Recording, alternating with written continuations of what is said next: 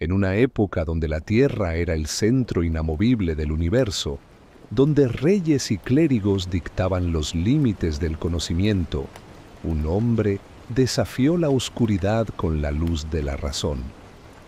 Con cálculos precisos y una audacia sin igual, cambió para siempre nuestra visión del cosmos. Él es Nicolás Copérnico. Exploremos su peculiar historia. El niño que contemplaba las estrellas. El aire frío de febrero se colaba por las ventanas de la casa de los Copérnico, cuando, el 19 de febrero de 1433, el llanto de un recién nacido rompió el silencio de la noche en Toruń. Bárbara Watson-Rode, exhausta pero feliz, sostenía en sus brazos a su cuarto hijo, a quien llamarían Nicolás, como su padre. Nadie podría haber imaginado que aquel pequeño bebé, nacido en una próspera ciudad comercial a orillas del río Vístula, cambiaría para siempre nuestra comprensión del universo. La casa de los Copérnico, una imponente estructura de ladrillo rojo situada en la calle Santa Ana, era testigo silencioso del ir y venir de comerciantes, artesanos y viajeros que hacían de Toruń uno de los centros comerciales más importantes de la Liga Hanseática. El pequeño Nicolás creció entre el aroma del pan recién horneado de las panaderías cercanas y el bullicio constante del puerto, donde las embarcaciones cargadas de ámbar, especias y telas exóticas arribaban día tras día. Nicolás padre, un próspero comerciante de cobre originario de Cracovia, había construido una vida respetable en Toruń. Su matrimonio con Bárbara, proveniente de la influyente familia Watson-Rode, le había otorgado no solo conexiones sociales importantes, sino también 4 hijos: Andrés, Bárbara, Catalina y el pequeño Nicolás. La familia vivía en una casa de 3 pisos que servía tanto de hogar como de almacén para el negocio familiar, una práctica común entre los comerciantes de la época. El pequeño Nicolás era un niño peculiar. Mientras sus hermanos jugaban en el patio empedrado, él a menudo se le encontraba sentado en el alféizar de la ventana más alta de la casa, observando con fascinación el movimiento de las nubes y, al anochecer, el desfile de las estrellas. Su madre solía contar que, incluso de bebé, se calmaba instantáneamente cuando lo llevaban a la ventana en noches despejadas, como si el cielo ejerciera sobre él una misteriosa influencia. La vida en Toruń, de finales del siglo XV, era una mezcla vibrante de culturas y lenguas. En las calles empedradas se escuchaba hablar alemán, polaco y latín, y el pequeño Nicolás aprendió desde temprano a moverse entre estos diferentes mundos lingüísticos. La ciudad, con sus imponentes iglesias góticas y sus fortificaciones medievales, era un libro de historia viviente que el niño exploraba con curiosidad infinita. Las primeras lecciones de matemáticas las recibió de su padre, quien le enseñó a calcular con precisión para el negocio familiar. Nicolás padre notó pronto la facilidad de su hijo menor para los números, una habilidad que fomentó con entusiasmo. Le enseñó a usar el ábaco y los sistemas de medición, herramientas esenciales para el comercio de la época. El pequeño Nicolás absorbía estos conocimientos como una esponja, pero su mente inquieta siempre iba más allá, preguntándose si estos mismos números podrían explicar los movimientos de las estrellas que tanto le fascinaban. La familia Copérnico mantenía estrechos vínculos con la élite intelectual de Toruń. Las cenas en su casa a menudo incluían a profesores de la escuela local y clérigos educados, cuyas conversaciones sobre filosofía natural, matemáticas y astronomía cautivaban al joven Nicolás. Aunque era demasiado pequeño para participar, escuchaba con atención desde su rincón, alimentando una curiosidad que más tarde transformaría el mundo. Sin embargo, la infancia aparentemente idílica de Nicolás se vio interrumpida abruptamente en 1483, cuando su padre falleció, probablemente de una enfermedad que entonces era común entre los comerciantes que viajaban frecuentemente. Nicolás tenía apenas 10 años. La pérdida de su padre no solo fue un golpe emocional devastador, sino que también marcó un punto de inflexión en su vida. El negocio familiar, que había sido el pilar de su existencia cotidiana, ahora pendía de un hilo. La muerte del padre reveló una faceta diferente de la personalidad del joven Nicolás. A pesar de su corta edad, mostró una madurez sorprendente, ayudando a su madre con los libros de cuentas y asumiendo responsabilidades que normalmente no se esperarían de un niño de su edad. Sus hermanos mayores notaron cómo se volvió más introvertido, buscando cada vez más refugio en sus observaciones nocturnas del cielo y en los libros que su padre había coleccionado. Fue en este período de duelo cuando su tío materno, Lucas Watson Road, comenzó a tomar un papel más activo en la vida de la familia. Lucas, quien más tarde se convertiría en el príncipe obispo de Warmia, reconoció en su joven sobrino un potencial extraordinario. Veía como el niño, en lugar de sucumbir a la tristeza, canalizaba su dolor en una búsqueda incansable de conocimiento. Los últimos meses de 1483 fueron especialmente significativos para el joven Nicolás. Una noche particularmente clara, observó un cometa atravesar el cielo nocturno. Este evento, que muchos en Toruń interpretaron como un presagio de desgracias, despertó en él una serie de preguntas que marcarían el resto de su vida. ¿Por qué se movían los cuerpos celestes de la manera en que lo hacían? ¿Quién había establecido las leyes que gobernaban sus movimientos? ¿Era posible que todo lo que se creía saber sobre el cosmos estuviera equivocado? Bajo el ala del tío obispo, el destino de la familia Copérnico cambió drásticamente cuando Lucas Watson Rode, hermano de Bárbara y tío materno de los niños, decidió tomar las riendas de su educación. Lucas, un hombre de considerable influencia en la iglesia y recién nombrado príncipe obispo de Warmia, veía en sus sobrinos, especialmente en el joven Nicolás, la oportunidad de continuar su legado intelectual y eclesiástico. La figura de Lucas Watson Road era imponente, alto, de porte distinguido y mirada penetrante. El tío obispo no era un hombre que tolerara la mediocridad.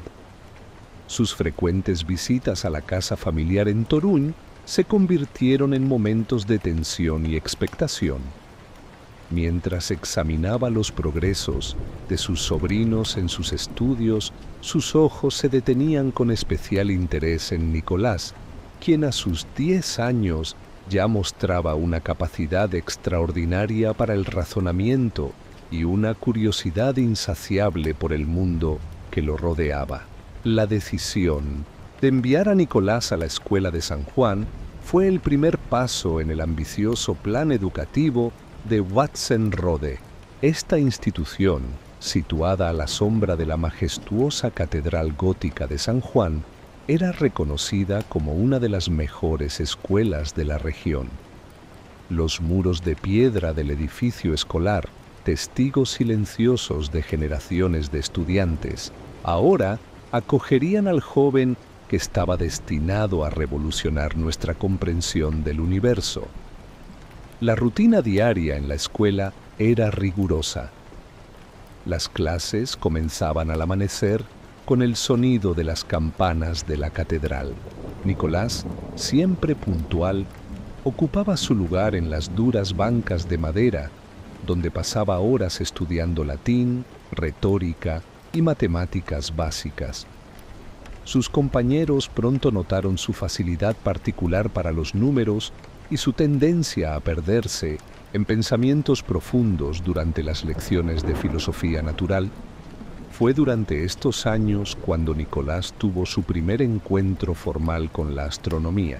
Entre los libros de texto utilizados en la escuela se encontraba una copia desgastada del Tractatus de Sphaera de Johannes de Sacrobosco, un texto fundamental de astronomía medieval. Mientras sus compañeros veían estas lecciones como una obligación más, los ojos de Nicolás brillaban con cada explicación sobre las esferas celestes y los movimientos planetarios. A menudo se le encontraba en el patio de la escuela durante los recesos, dibujando círculos en la tierra y tratando de explicar a sus compañeros menos interesados los conceptos que tanto le fascinaban. La vida en la residencia episcopal, donde Nicolás pasaba frecuentes temporadas por invitación de su tío, era muy diferente a la de su hogar en Toruń. El palacio episcopal en Lidzbark-Warmiński era un centro de actividad intelectual y política. Aquí, el joven Copérnico tuvo acceso a una de las bibliotecas más importantes de la región, un tesoro de conocimiento que aprovechaba cada momento libre para explorar. Las noches en el palacio eran especialmente memorables, pues desde sus torres más altas, Nicolás podía observar el cielo sin las interferencias de las luces de la ciudad. Lucas Watzenrode no solo fue un tutor académico para Nicolás, sino también un modelo de disciplina y ambición. El obispo mantenía una rutina estricta. Se levantaba antes del amanecer para sus oraciones, dedicaba las mañanas a asuntos administrativos y las tardes a estudios y correspondencia con otros eruditos de Europa. Nicolás absorbió estos hábitos de trabajo disciplinado que mantendría durante toda su vida. La biblioteca del palacio se convirtió en el refugio favorito de Nicolás. Entre sus estantes encontró obras de Aristóteles, Ptolomeo y otros antiguos sabios. Fue aquí donde comenzó a familiarizarse con el sistema tolemaico del universo, el modelo aceptado durante siglos que colocaba a la Tierra en el centro del cosmos. Aunque en ese momento aceptaba estas enseñanzas sin cuestionarlas, las semillas de la duda ya comenzaban a germinar en su mente inquieta. Durante este período, Nicolás desarrolló también un interés por la medicina, influenciado por los médicos que frecuentaban la corte episcopal. Su tío, que sufría de diversos malestares, mantenía a varios médicos a su servicio, y el joven Copérnico a menudo los observaba mientras preparaban remedios y discutían tratamientos. Esta exposición temprana a la medicina tendría una influencia significativa en su futura educación y carrera. La personalidad de Nicolás se fue moldeando durante estos años formativos. De naturaleza reservada pero curiosa, desarrolló una capacidad notable para la observación detallada y el pensamiento sistemático. Sus tutores notaban que, a diferencia de muchos estudiantes que se contentaban con memorizar las lecciones, Nicolás siempre buscaba entender los principios subyacentes de cada tema que estudiaba. No todo era estudio en la vida del joven Copérnico. Su tío, consciente de la importancia de una educación completa, se aseguraba de que sus sobrinos también aprendieran las artes del refinamiento social. Nicolás aprendió a tocar el laúd, aunque nunca mostró un talento particular para la música, y recibió lecciones de etiqueta y protocolo, habilidades esenciales para moverse en los círculos eclesiásticos y académicos de la época. Hacia el final de este período, en 1491, Lucas Watzenrode había logrado transformar a su joven sobrino de un niño curioso en un estudiante prometedor, listo para emprender estudios superiores. El plan del obispo era claro. Nicolás seguiría una carrera eclesiástica que le permitiría dedicarse a sus estudios mientras gozaba de la seguridad económica y el prestigio social que la Iglesia podía proporcionar. Los años de Cracovia. El otoño de 1491 marcó un nuevo capítulo en la vida de Nicolás Copérnico cuando cruzó las puertas de la Universidad Jagellónica de Cracovia. La ciudad, con sus torres góticas y calles medievales bulliciosas, era el centro intelectual del Reino de Polonia. El joven de 18 años, con su equipaje cuidadosamente preparado y las expectativas de su tío obispo sobre sus hombros, se encontraba ahora en el umbral de una aventura que transformaría su vida. La Universidad Jagellónica no era cualquier institución educativa. Fundada en 1364, se había convertido en uno de los centros más prestigiosos de Europa para el estudio de las matemáticas y la astronomía. Los pasillos de piedra del Collegium Maius, el edificio principal de la universidad, resonaban con las voces de estudiantes y maestros de toda Europa central, creando un ambiente de efervescencia intelectual que cautivó inmediatamente a Copérnico. Durante sus primeros días en Cracovia, Nicolás se estableció en una modesta habitación cerca del Collegium Maius, compartiendo espacio con otros estudiantes. Las mañanas comenzaban temprano, con el sonido de las campanas de la iglesia de Santa María, llamando a los estudiantes a sus primeras clases. La rutina diaria era rigurosa: lecciones de lógica y gramática al amanecer, seguidas por matemáticas y astronomía, con las tardes dedicadas al estudio y a las disputaciones académicas. Fue en las clases de matemáticas donde Copérnico encontró su verdadera pasión. Bajo la tutela del destacado matemático Wojciech de Brudzewo, sus habilidades naturales florecieron. Brudzewo no era solo un profesor, era un mentor que reconoció en el joven Nicolás una mente excepcional.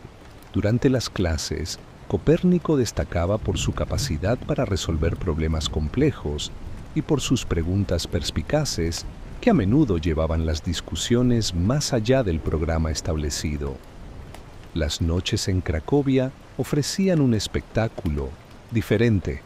Desde el patio del Collegium Maius, Copérnico y sus compañeros realizaban observaciones astronómicas utilizando instrumentos rudimentarios pero precisos para su época.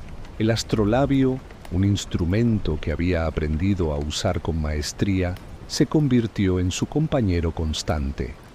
Durante estas sesiones nocturnas comenzó a notar discrepancias entre las observaciones reales y las predicciones del sistema ptolemaico, aunque en ese momento estas observaciones eran apenas semillas de duda en su mente inquieta.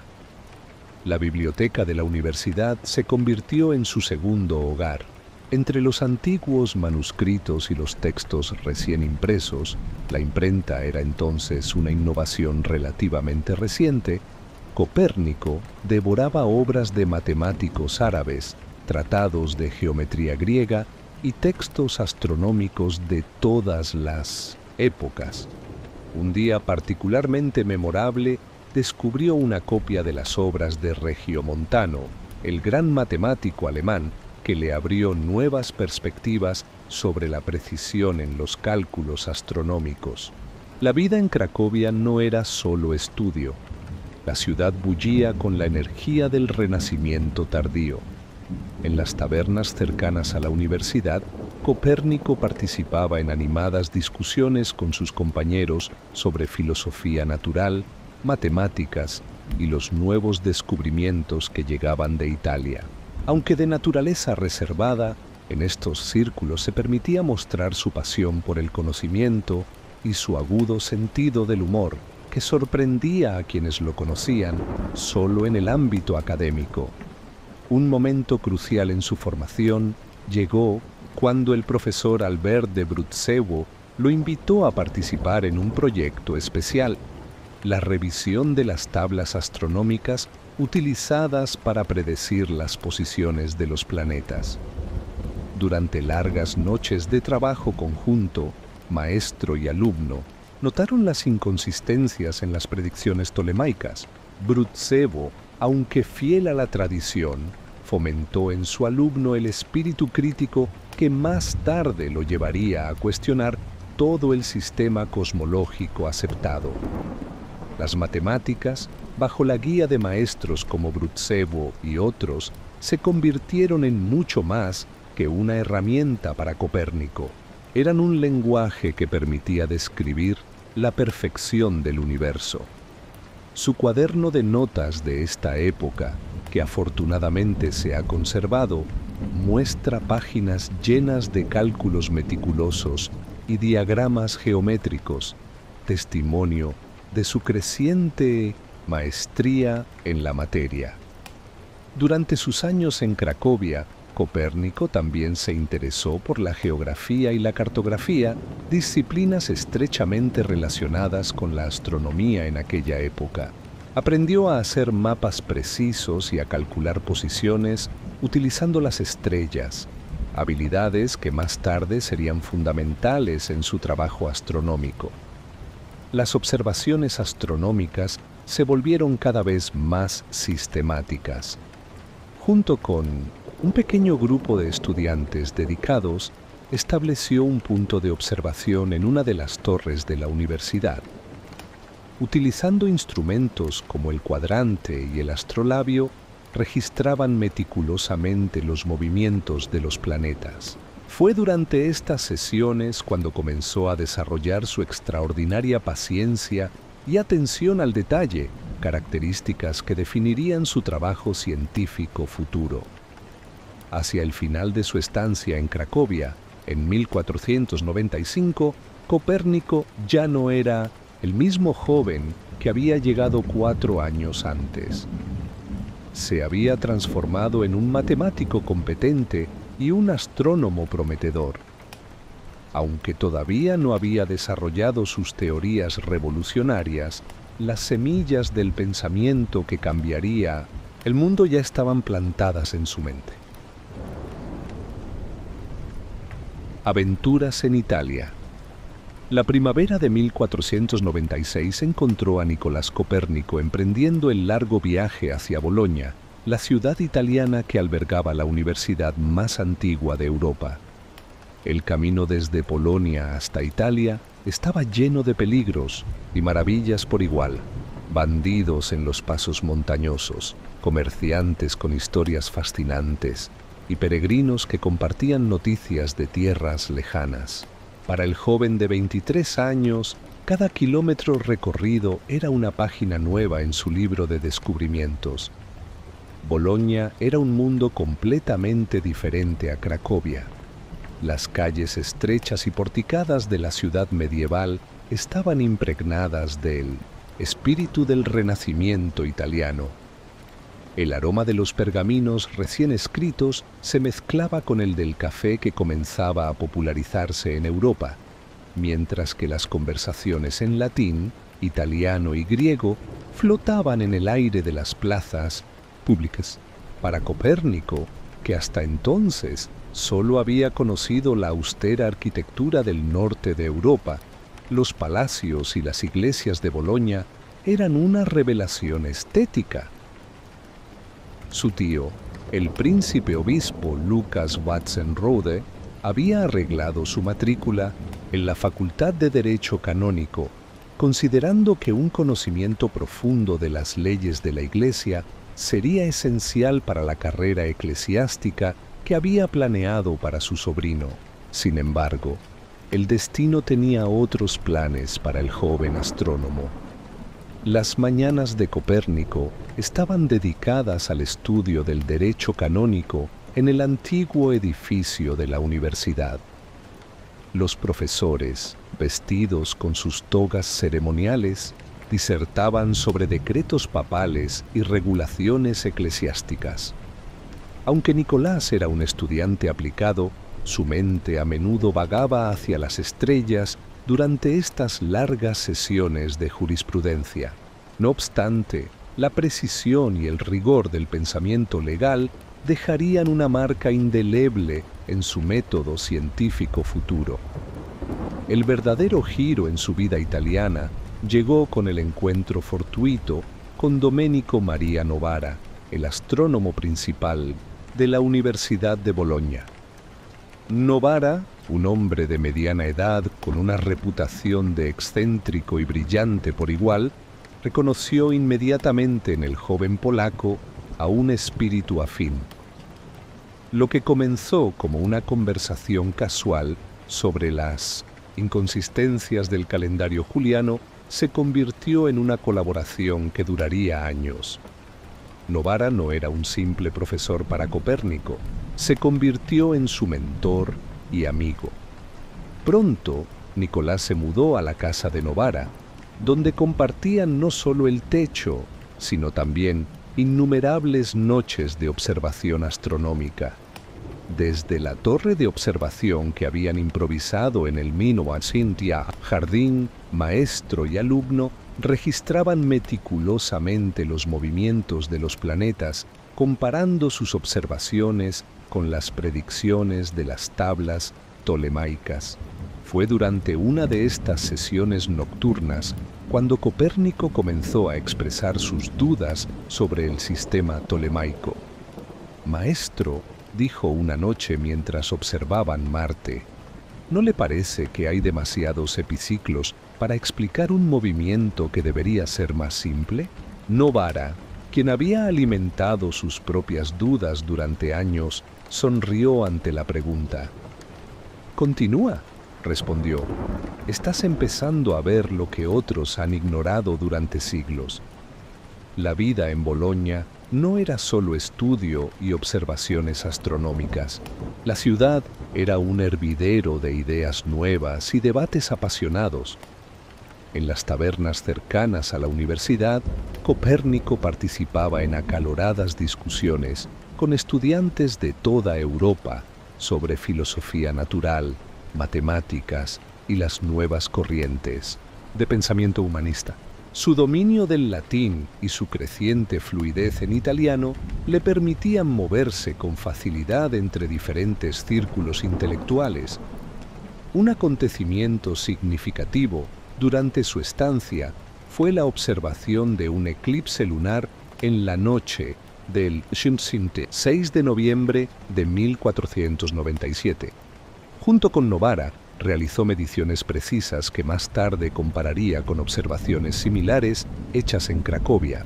Esta experiencia le enseñó la importancia de la observación directa y la necesidad de cuestionar las autoridades establecidas cuando las evidencias no coincidían con la teoría. Las dudas sobre el sistema ptolemaico comenzaron a cristalizar durante estos años. El modelo geocéntrico, que había sido aceptado durante más de 1000 años, requería de complejos ajustes matemáticos para explicar los movimientos planetarios observados. Copérnico, con su amor por la simplicidad matemática, comenzó a preguntarse si no existiría una explicación más elegante. En sus ratos libres, Nicolás exploraba la rica biblioteca de la universidad, donde descubrió referencias a antiguos filósofos griegos que habían propuesto teorías alternativas sobre el movimiento de los cuerpos celestes. Las ideas de Aristarco de Samos, quien había sugerido que la Tierra podría moverse alrededor del Sol, resonaron particularmente en su mente inquieta. La vida en Italia también expuso a Copérnico a las artes del Renacimiento. Visitaba frecuentemente los talleres de los artistas locales, fascinado por su búsqueda de la perfección y la armonía. Esta experiencia influiría en su propia búsqueda de la belleza matemática en las leyes del universo. Hacia el final de su estancia en Bolonia, Copérnico ya no era solo un estudiante de derecho canónico, se había convertido en un astrónomo respetado por derecho propio. Sus observaciones eran valoradas por sus colegas y sus preguntas incisivas sobre el sistema ptolemaico comenzaban a generar debates en los círculos astronómicos de la ciudad. Al partir de Bolonia en 1500, llevaba consigo no solo un profundo conocimiento del derecho canónico, sino también las semillas de una revolución científica. Las dudas y preguntas que habían surgido durante estos años fructíferos en Italia lo acompañarían durante el resto de su vida, eventualmente llevándolo a reescribir nuestra comprensión del cosmos. Roma y revelaciones. El año 1500 marcó un momento excepcional en la historia de Roma. La ciudad eterna bullía de actividad con la celebración del Año Santo del Jubileo, declarado por el Papa Alejandro VI. Entre la marea humana de peregrinos, clérigos y buscadores de conocimiento que inundaban las calles de la ciudad, se encontraba un joven astrónomo polaco de 27 años, Nicolás Copérnico. La Roma que recibió a Copérnico era un espectáculo deslumbrante. Las obras de Bramante transformaban el perfil de la ciudad, mientras que los frescos de Pinturicchio adornaban los muros del Vaticano. El aire estaba cargado con el polvo de las construcciones y el aroma del incienso de las iglesias, mezclándose con las conversaciones en docenas de lenguas diferentes. Para Copérnico, que llegaba de la más austera Bolonia, Roma representaba tanto una oportunidad como un desafío. Gracias a las conexiones de su tío, el príncipe obispo Watzenrode, Copérnico se alojó en el Vaticano, específicamente en las habitaciones reservadas para los académicos visitantes. Desde su ventana podía observar el constante movimiento de la plaza de San Pedro, donde miles de peregrinos se reunían diariamente para recibir la bendición papal. Sin embargo, sus ojos a menudo se dirigían hacia el cielo romano, tan diferente del que había estudiado en Polonia y Bolonia. El propósito oficial de su visita era impartir una serie de conferencias sobre matemáticas y astronomía para un selecto grupo de eruditos y clérigos. La primera de estas conferencias tuvo lugar en una sala del Vaticano decorada con mapas astronómicos antiguos. Copérnico, aunque naturalmente reservado, se transformaba cuando hablaba de los cielos. Su dominio del latín y su capacidad para explicar conceptos complejos de manera clara le ganaron rápidamente la admiración de su audiencia. Durante una de estas conferencias, mientras explicaba los movimientos retrógrados de Marte, un cardenal anciano le preguntó por qué era necesario tanto complicado artificio matemático para explicar algo que Dios seguramente había diseñado con simplicidad divina. La pregunta resonó profundamente en Copérnico, alimentando sus crecientes dudas sobre el sistema tolemaico.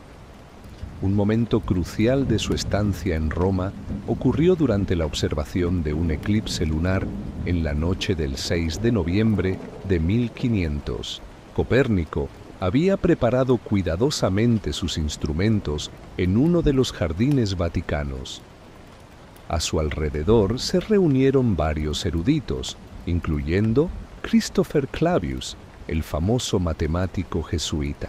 Mientras la sombra de la Tierra oscurecía gradualmente la Luna, Copérnico realizaba mediciones precisas y comparaba sus observaciones con las predicciones ptolemaicas. Las discrepancias que encontró esa noche entre la teoría y la observación fueron sutiles pero significativas. En su diario, que mantenía meticulosamente, anotó: «La naturaleza parece susurrar un secreto más simple que nuestras complejas explicaciones». Estas palabras, escritas a la luz de las velas después del eclipse, presagiaban la revolución científica que estaba por venir. Durante su tiempo libre en Roma, Copérnico frecuentaba la Biblioteca Vaticana, donde tuvo acceso a textos antiguos que no estaban disponibles en otras partes de Europa. Un día particularmente memorable descubrió referencias a Aristarco de Samos en los escritos de Arquímedes. La idea de que alguien en la antigüedad hubiera propuesto un sistema heliocéntrico lo llenó de una mezcla de emoción e inquietud. Las conversaciones con otros académicos en Roma fueron igualmente estimulantes. En las cenas organizadas por varios cardenales mecenas de las artes y las ciencias, Copérnico se encontró discutiendo no solo astronomía, sino también las nuevas corrientes del pensamiento humanista. La idea renacentista de que la verdad podía encontrarse tanto en la observación directa como en los textos antiguos resonaba con su propia metodología emergente. Un aspecto menos conocido de su estancia en Roma fue su interés por la reforma del calendario juliano. El problema de la deriva del calendario era bien conocido en la Iglesia, y Copérnico comprendió que sólo una comprensión más precisa de los movimientos celestes podría proporcionar una solución satisfactoria. Esta preocupación práctica se convertiría en uno de los motores de su búsqueda de un mejor modelo del universo. Las noches romanas ofrecían condiciones ideales para la observación astronómica. Desde la cima del Monte Vaticano, Copérnico pasaba horas estudiando los planetas, especialmente Venus y Mercurio. Sus movimientos peculiares alrededor del Sol le intrigaban particularmente, y comenzó a desarrollar la idea de que estos planetas podrían estar orbitando alrededor del Sol, en lugar de la Tierra. La gestación de sus ideas revolucionarias se aceleró durante este periodo. En sus notas privadas comenzó a esbozar diagramas que mostraban al Sol en una posición más central. Aunque todavía no se atrevía a compartir estas ideas radicales, la semilla de su teoría heliocéntrica estaba echando raíces firmes en su mente. Al final de su estancia en Roma, en 1501, Copérnico había cambiado profundamente. El ambiente intelectual de la ciudad, las observaciones astronómicas realizadas y los debates con otros eruditos habían cristalizado muchas de sus ideas emergentes. Aunque todavía le faltaban décadas de trabajo antes de publicar su teoría revolucionaria, los cimientos fundamentales se habían establecido durante este año crucial en la ciudad eterna. Partió de Roma, llevando consigo no solo nuevos conocimientos y contactos, sino también las preguntas fundamentales que lo llevarían a reescribir nuestra comprensión del cosmos. El joven que había llegado buscando respuestas se marchaba con preguntas aún más profundas, pero también con la determinación de encontrar una nueva y más elegante explicación para los movimientos de los cielos. Medicina y misterios. El año 1501 marcó un nuevo giro en la vida del incansable Nicolás Copérnico. Tras sus estudios en Bolonia y su breve pero intensa estancia en Roma, el joven de 28 años decidió expandir aún más sus horizontes intelectuales, dirigiendo sus pasos hacia la prestigiosa Universidad de Padua. Esta decisión, que podría parecer sorprendente para alguien ya versado en derecho canónico y astronomía, revelaba la verdadera naturaleza de Copérnico, una mente insaciable que no se conformaba con dominar una única disciplina. Padua, con sus calles medievales y su ambiente académico efervescente, era considerada el centro médico más importante de Europa. Sus aulas habían sido testigos de importantes avances en anatomía y fisiología, y sus profesores se enorgullecían de combinar la tradición galénica con nuevos métodos de observación. Para Copérnico, la medicina no era simplemente otra disciplina que añadir a su ya impresionante currículum. representaba una forma diferente de entender el mundo natural y sus mecanismos. Durante sus primeros meses en la Facultad de Medicina, Copérnico se sumergió en el estudio de los textos clásicos de Galeno y Hipócrates. Sus compañeros de estudios pronto notaron su peculiar método de trabajo. Mientras otros estudiantes se limitaban a memorizar los textos antiguos, Nicolás llevaba un cuaderno donde anotaba meticulosamente sus observaciones y dudas, estableciendo paralelos entre los movimientos de los cuerpos celestes y el funcionamiento del cuerpo humano. Un episodio particularmente revelador ocurrió durante una de las sesiones de disección anatómica. Mientras sus compañeros se concentraban en identificar los órganos, Copérnico sorprendió a todos con una pregunta inesperada. ¿No es fascinante cómo el corazón mantiene su propio ritmo, al igual que los planetas mantienen sus órbitas? Esta analogía, aunque extraña para sus contemporáneos, ejemplificaba su capacidad única para encontrar conexiones entre diferentes campos del conocimiento. La rutina diaria de Copérnico en Padua era agotadora pero estimulante. Sus mañanas comenzaban temprano con las clases de anatomía y fisiología, seguidas por prácticas en el hospital adjunto a la universidad. Las tardes las dedicaba al estudio de la botánica médica y la preparación de remedios, pero invariablemente, cuando el sol se ponía, se le podía encontrar en la torre del Palazzo del Bo, realizando observaciones astronómicas con instrumentos que él mismo había mejorado. Esta dualidad entre medicina y astronomía no era casual. Copérnico comenzaba a desarrollar una visión holística del universo, donde los mismos principios que gobernaban los cuerpos celestes podían aplicarse al funcionamiento del cuerpo humano. En sus notas personales, que se han conservado hasta nuestros días, escribió: «El cuerpo humano es un microcosmos que refleja el orden del macrocosmos». Esta idea, aunque enraizada en el pensamiento medieval, adquiría en sus manos un carácter más empírico y observacional. Durante estos años, Copérnico también profundizó en el estudio de las hierbas medicinales, un conocimiento que más tarde aplicaría en su práctica médica en Frauenburg. Sus profesores destacaban su extraordinaria capacidad para relacionar los ciclos lunares con los efectos de ciertas plantas medicinales, una conexión que, aunque hoy nos parece supersticiosa, en aquel tiempo representaba un intento de sistematizar el conocimiento médico.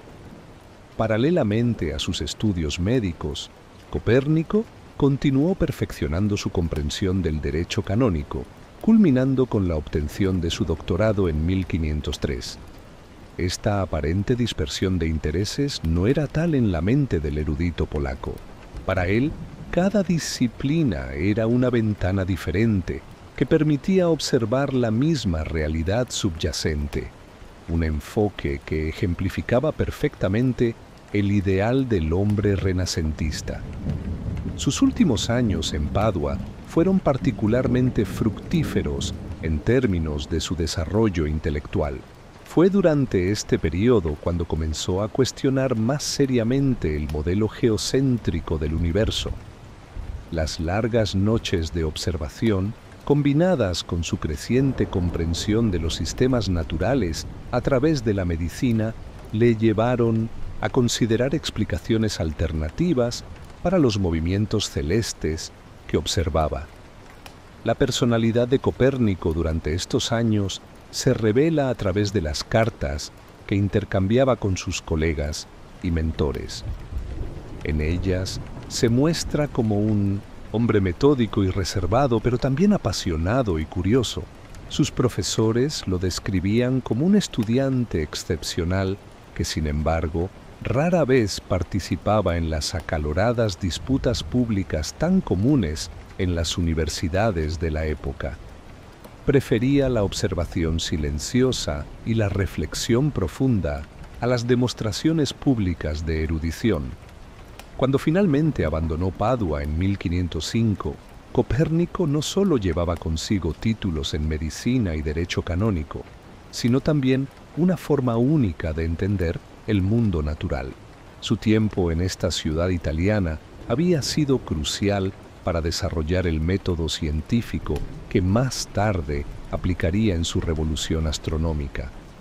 La combinación de observación precisa, razonamiento lógico y disposición para cuestionar las autoridades establecidas que había perfeccionado durante sus estudios médicos se convertiría en la base metodológica de su obra maestra De Revolutionibus Orbium Coelestium. Regreso a casa. El invierno de 1506 recibió a Nicolás Copérnico con un manto de nieve que cubría las torres góticas de la Catedral de Frauenburg. Después de años de peregrinación académica por las más prestigiosas universidades de Europa, el ahora doctor en Derecho Canónico y Medicina regresaba a su tierra natal para asumir sus responsabilidades como canónigo. El contraste entre la bulliciosa vida intelectual de las ciudades italianas y la sobria quietud de Frauenburg no podía ser más marcado. La transición no fue sencilla para alguien que había respirado el aire del Renacimiento italiano. Frauenburg, aunque hermosa en su austera arquitectura medieval, carecía del dinamismo cultural al que se había acostumbrado. Sin embargo, esta aparente limitación se convertiría en una ventaja inesperada para sus estudios astronómicos. Las noches despejadas sobre el Báltico ofrecían condiciones ideales para la observación de los cielos, y la relativa tranquilidad de su nueva vida le proporcionaría el tiempo y el espacio necesarios para desarrollar sus revolucionarias teorías. Como canónigo, Copérnico ocupaba una posición privilegiada en la jerarquía eclesiástica. Su residencia, una torre adyacente a las murallas de la catedral, se convirtió no solo en su hogar, sino también en su primer observatorio astronómico. Desde allí, instaló sus instrumentos de observación, algunos traídos de Italia y otros fabricados por él mismo según diseños que había perfeccionado durante sus años de estudio. Pero la vida de Copérnico en Frauenburg distaba mucho de ser la de un erudito aislado en su torre de marfil. Sus responsabilidades como canónigo eran variadas y demandantes. La administración de las propiedades de la Iglesia requería un conocimiento práctico de economía y gestión que Copérnico demostró poseer en abundancia. Sus registros meticulosos de las cuentas del capítulo catedralicio revelan la misma precisión que aplicaba a sus observaciones astronómicas. Una faceta menos conocida de su vida en Frauenburg fue su dedicación a la práctica médica.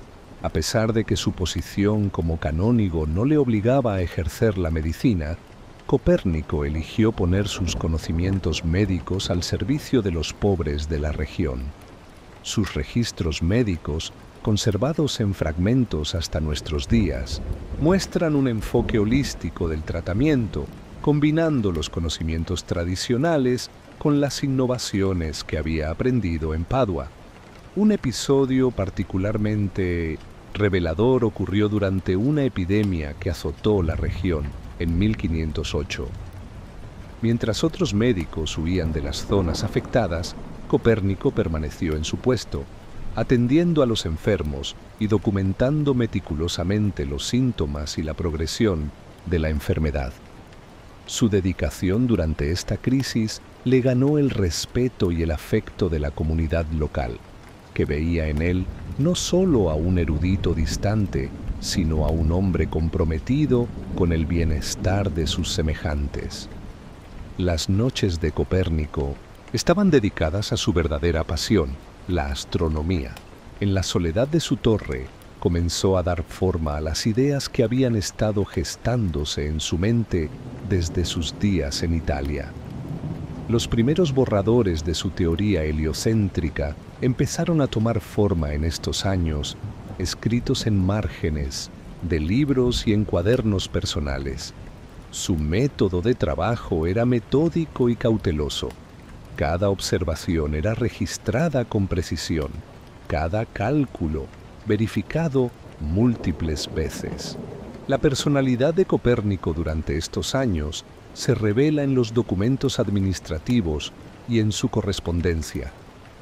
Era un hombre de carácter reservado pero firme, que no rehuía las responsabilidades, pero tampoco buscaba el protagonismo.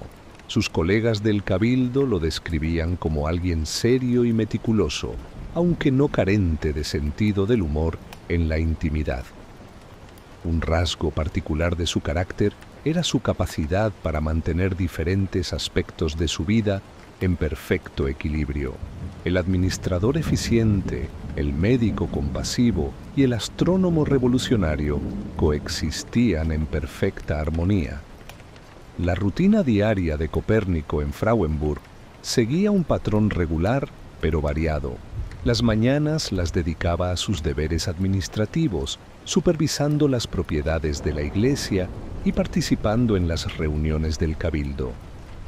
Las tardes solían estar reservadas para la práctica médica, atendiendo a pacientes tanto en su residencia como en visitas a los más necesitados.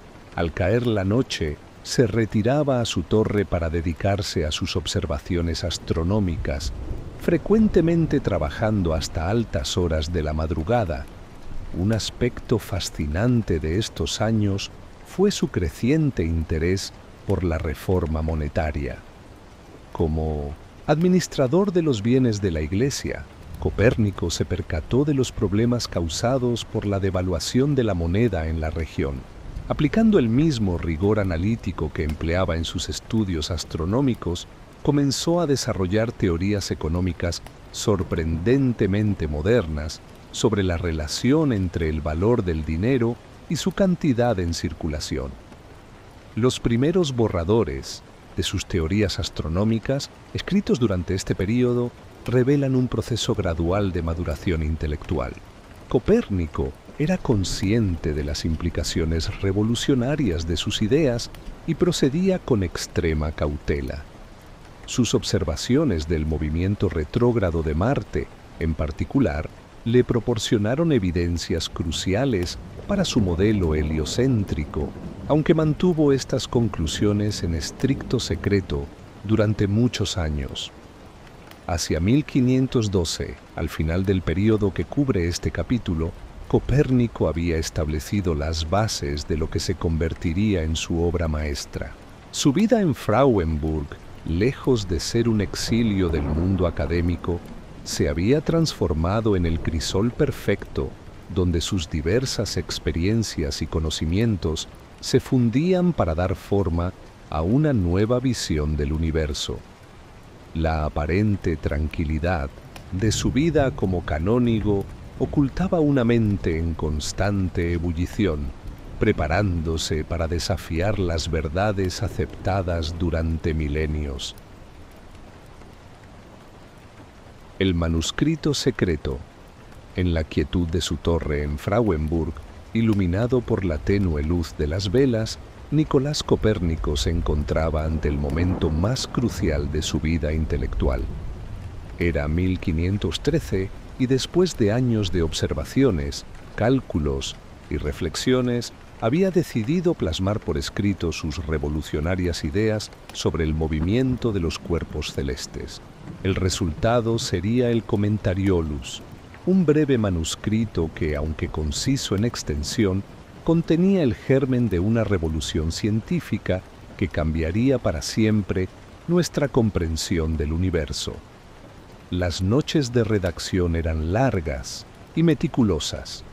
Copérnico, consciente de la magnitud de lo que estaba proponiendo, pesaba cada palabra con extremo cuidado. Su manuscrito comenzaba con una crítica sutil pero firme al sistema tolemaico, el modelo astronómico aceptado durante más de 1000 años. Los modelos matemáticos existentes para los movimientos planetarios, escribía, aunque coinciden con los números, parecen dudosos a los filósofos. Esta simple frase encapsulaba años de frustraciones con las complejidades y contradicciones del sistema geocéntrico. El proceso de escritura del Commentariolus revelaba mucho sobre la personalidad de Copérnico. Cada párrafo mostraba su característica combinación de audacia intelectual y prudencia expositiva. No era un revolucionario impetuoso que buscara derribar el orden establecido. Más bien, era un pensador metódico que había llegado a sus conclusiones tras años de cuidadosa observación y análisis matemático. La parte central del manuscrito contenía sus famosos 7 axiomas, presentados con una claridad y concisión que contrastaba con la verbosidad típica de los tratados astronómicos de la época. El más revolucionario de ellos establecía sin ambajes que no todos los círculos y esferas giran alrededor de un mismo centro. Con esta simple afirmación, Copérnico comenzaba a desmantelar siglos de dogma astronómico. Durante la redacción, Copérnico mantenía un ritual casi monástico. Sus observaciones nocturnas alimentaban sus escritos diurnos, y cada nueva versión del texto era sometida a un escrutinio implacable. Sus borradores, algunos de los cuales han sobrevivido hasta nuestros días, muestran marginalia extensiva y correcciones meticulosas, revelando una mente en constante diálogo consigo misma. Un aspecto fascinante del Commentariolus era su tratamiento de la Tierra. Copérnico le atribuía 3 movimientos: la rotación diaria sobre su eje, la revolución anual alrededor del Sol y un tercer movimiento que explicaba la precesión de los equinoccios. Esta última idea, aunque posteriormente se demostraría incorrecta, mostraba su determinación por explicar todos los fenómenos observables dentro de su nuevo sistema. La distribución inicial del manuscrito fue extremadamente selectiva. Copérnico hizo copiar a mano unos pocos ejemplares que distribuyó entre un círculo muy reducido de amigos y colegas de confianza. Esta cautela no era injustificada. Proponer que la Tierra se movía alrededor del Sol no era simplemente un desafío a la astronomía establecida, sino que tocaba cuestiones filosóficas y teológicas profundamente arraigadas. Las primeras reacciones al manuscrito fueron variadas y reveladoras. Algunos lectores, como el matemático Georg Joachim Rheticus, quien años más tarde se convertiría en su discípulo más importante, reconocieron inmediatamente la elegancia y el potencial revolucionario de las ideas de Copérnico. Otros, más conservadores, expresaron su admiración por el rigor matemático, mientras mantenían reservas sobre las implicaciones físicas del sistema. Un episodio particularmente interesante ocurrió cuando una copia del Commentariolus llegó a manos de un grupo de astrónomos en Cracovia. Las notas marginales en este ejemplar, descubiertas siglos después, revelan una mezcla de asombro, escepticismo y curiosidad intelectual. Un comentarista anónimo escribió: «Ingenioso, pero ¿dónde está la evidencia del movimiento terrestre?» Durante este periodo, las dudas y certezas de Copérnico formaban un complejo tapiz intelectual. Sus cartas y notas personales revelan a un hombre consciente de la magnitud de su propuesta, pero también profundamente convencido de su verdad matemática. La simplicidad matemática, escribió en una carta a un colega, debe reflejar la verdadera naturaleza de los cielos. El año 1514 vio a Copérnico cada vez más absorto en la defensa y refinamiento de su teoría. Cada crítica recibida era cuidadosamente considerada y cuando era necesario, incorporada en revisiones posteriores. Su respuesta a las objeciones sobre la falta de paralaje estelar observable fue particularmente ingeniosa. Propuso que las estrellas estaban tan increíblemente lejos que el movimiento de la Tierra era insignificante en comparación. Un aspecto poco conocido de este periodo fue la lucha interna de Copérnico con las implicaciones filosóficas de su teoría. Sus marginalia en textos aristotélicos de su biblioteca personal muestran un diálogo continuo con la tradición filosófica, buscando reconciliar sus observaciones empíricas con los principios metafísicos heredados. La decisión de mantener el Commentariolus en una circulación limitada resultó ser proféticamente sabia. Esto le permitió continuar refinando sus ideas sin exponerse a una controversia prematura, mientras construía gradualmente una red de apoyo entre los intelectuales más progresistas de Europa. El manuscrito se convirtió en una especie de secreto a voces en los círculos astronómicos más elevados. Al final de 1514, Copérnico había logrado algo extraordinario. Había presentado una alternativa coherente al sistema tolemaico sin provocar una reacción inmediata de rechazo. El Commentariolus, en su brevedad y claridad, había plantado la semilla de una revolución científica que maduraría durante las siguientes décadas. La verdadera magnitud de su impacto solo se haría evidente con la publicación, casi 3 décadas después de su obra maestra de Revolutionibus Orbium Coelestium. El administrador reluctante. El amanecer de 1515 encontró a Nicolás Copérnico enfrentando una nueva etapa en su vida, una que lo alejaría temporalmente de sus amados estudios astronómicos.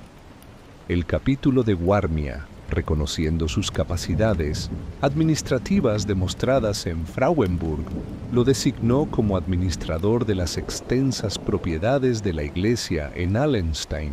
Esta designación, aunque no buscada, revelaría una faceta diferente del astrónomo, la del administrador pragmático y reformador económico.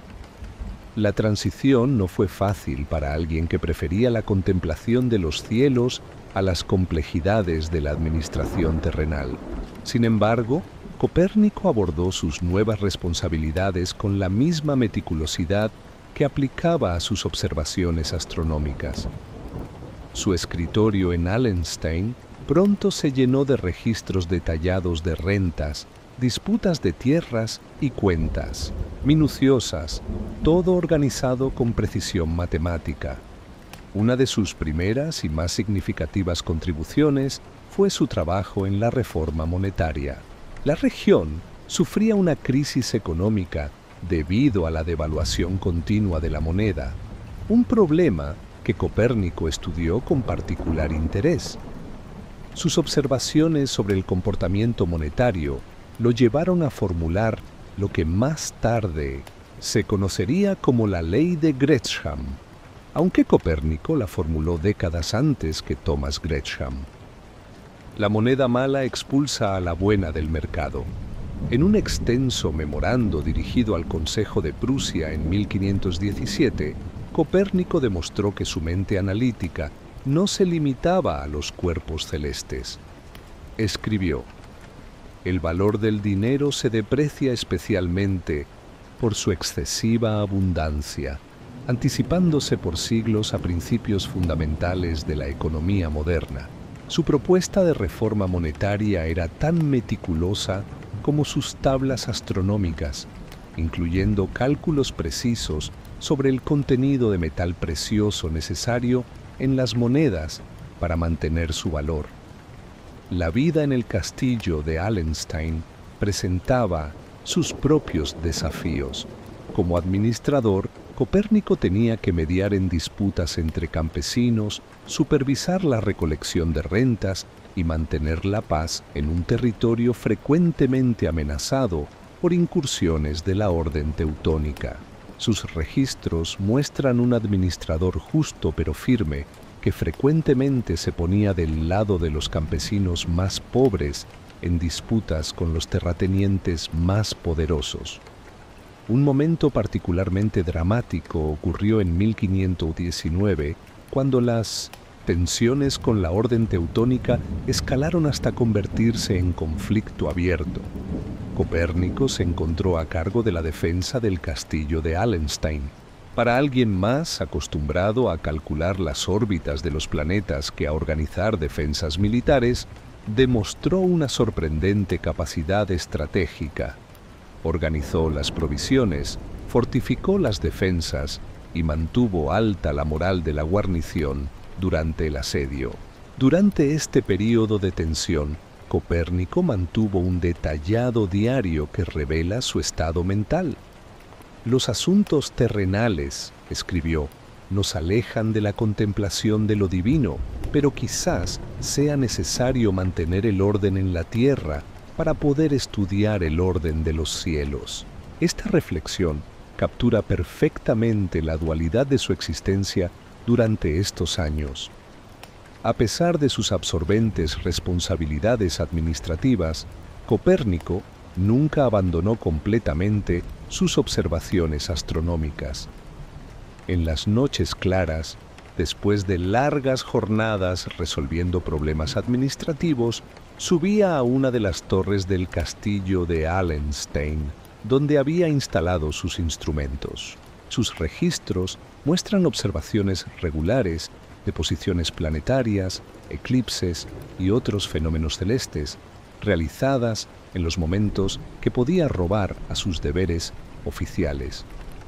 Un aspecto fascinante de este periodo fue su capacidad para encontrar conexiones entre sus diferentes áreas de actividad.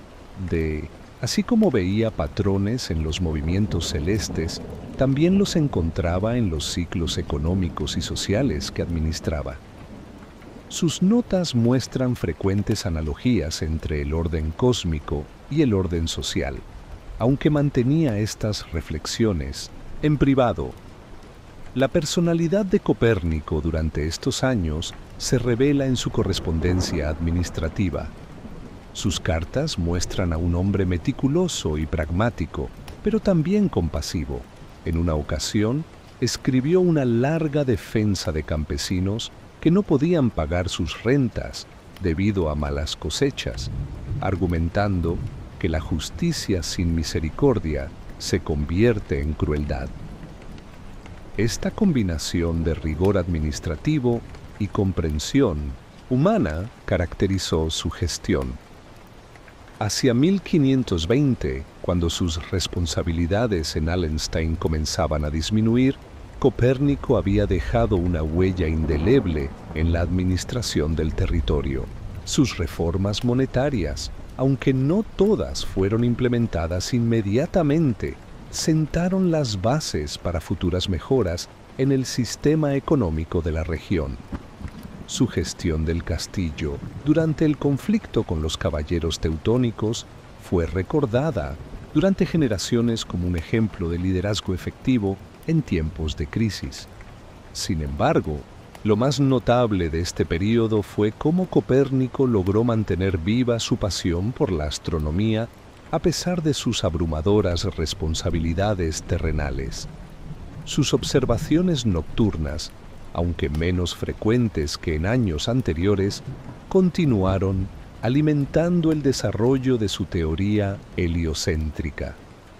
Las notas marginales en sus registros administrativos frecuentemente contenían cálculos astronómicos, como si su mente nunca pudiera alejarse completamente de los misterios del cosmos. La experiencia como administrador también influyó en su pensamiento científico. La necesidad de encontrar soluciones prácticas a problemas complejos reforzó su búsqueda de simplicidad y elegancia en sus teorías astronómicas. Como él mismo anotó en uno de sus cuadernos, la naturaleza ama la simplicidad y la unidad. Como vemos en el gobierno de los asuntos terrenales, las soluciones más simples suelen ser las más efectivas. Años de silencio. Los años que siguieron al retorno de Copérnico a Frauenburg en 1521 marcaron un período de aparente quietud exterior, pero de intensa actividad intelectual.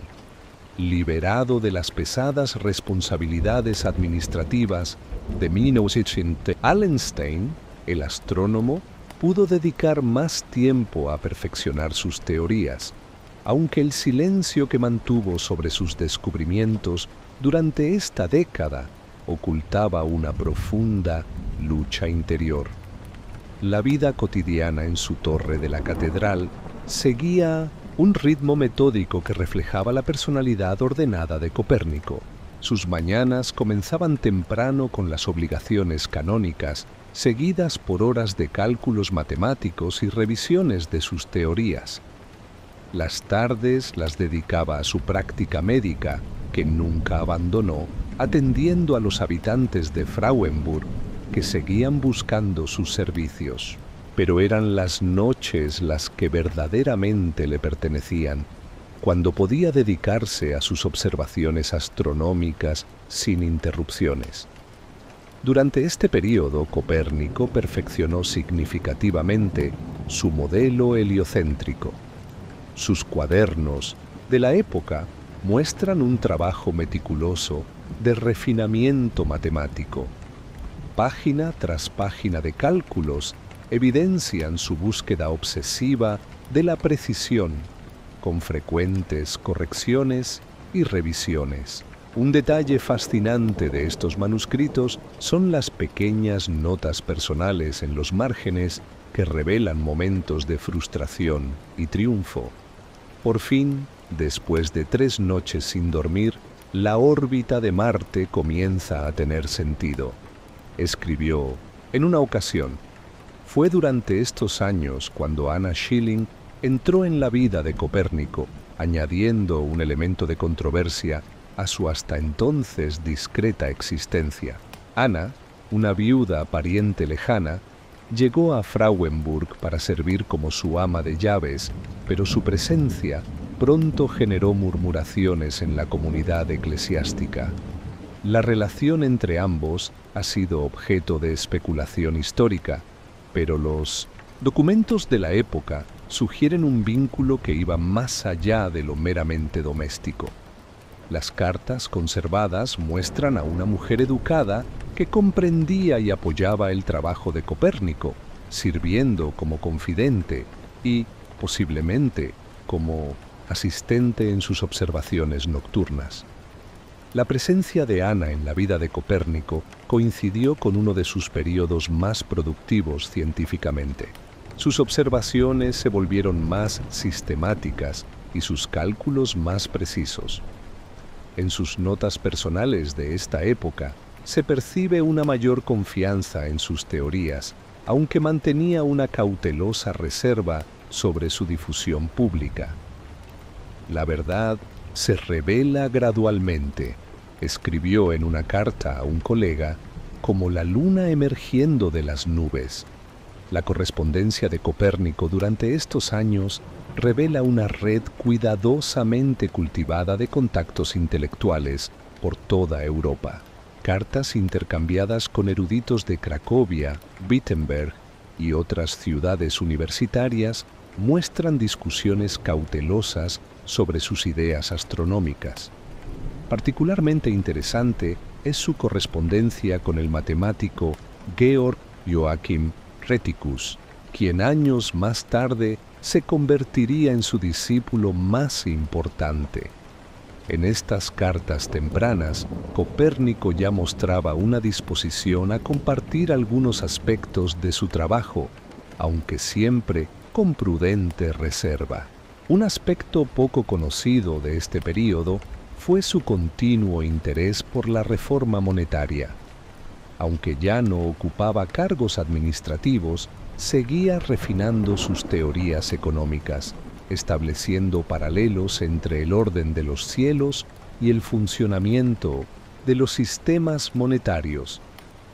Sus notas económicas de esta época muestran una sorprendente comprensión de principios que no serían formalmente articulados hasta siglos después. La vida cotidiana en Frauenburg no estaba exenta de tensiones. Los rumores sobre su relación con Anna Schilling eventualmente llegaron a oídos del obispo, quien presionó a Copérnico para que la alejara de su casa. Este episodio, documentado en actas del capítulo catedralicio, revela un lado más humano del astrónomo, quien defendió inicialmente la presencia de Ana antes de finalmente ceder a las presiones eclesiásticas.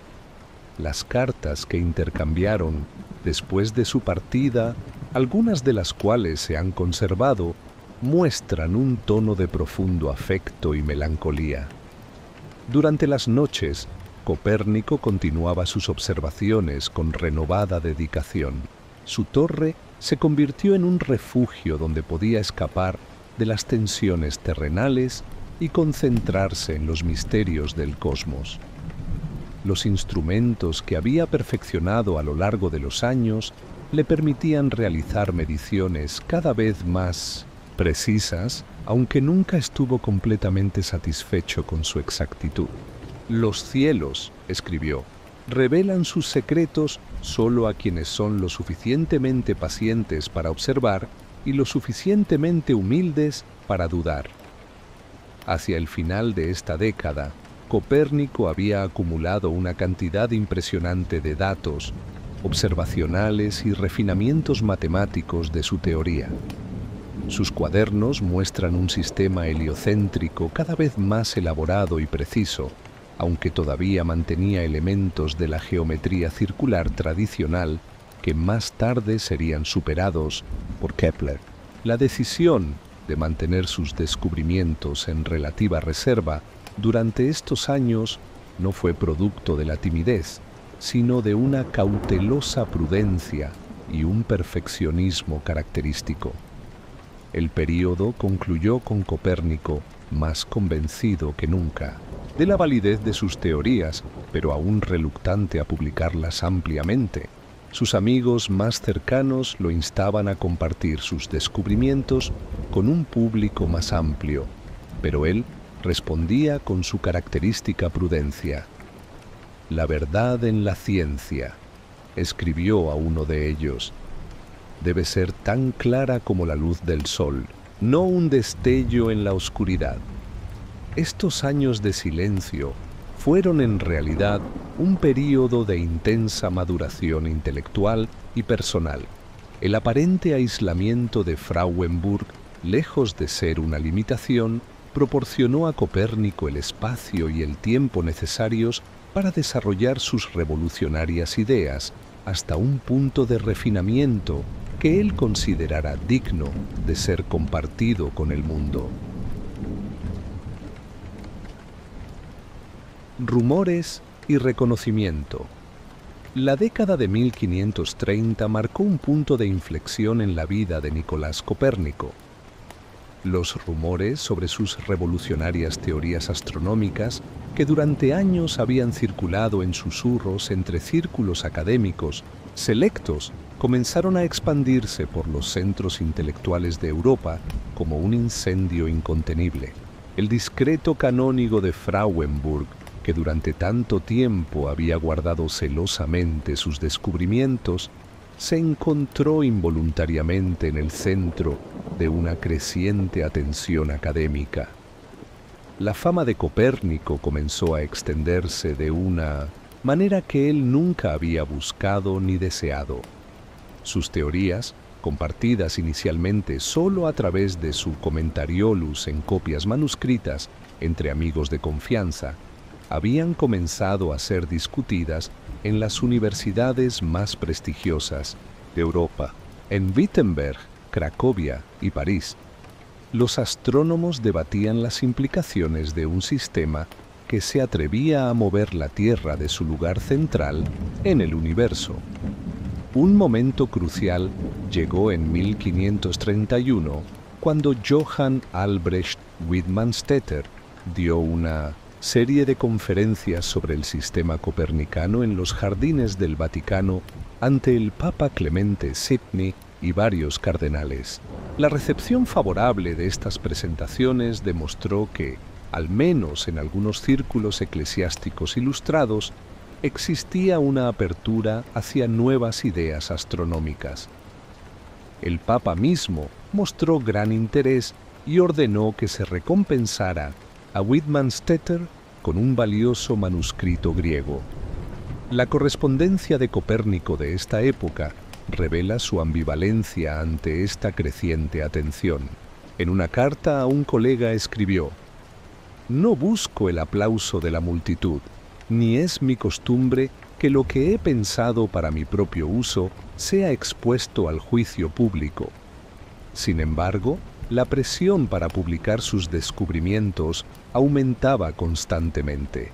Reconocimiento más significativo de este período llegó en forma de una carta del cardenal Nikolaus von Schönberg, fechada el 1 de noviembre de 1536. El cardenal, un destacado humanista y mecenas de las artes y las ciencias, escribió a Copérnico urgiendo la publicación de sus teorías. La carta, redactada en un tono de profundo respeto y genuino interés científico, demostraba que las ideas copernicanas habían alcanzado los más altos niveles de la jerarquía eclesiástica.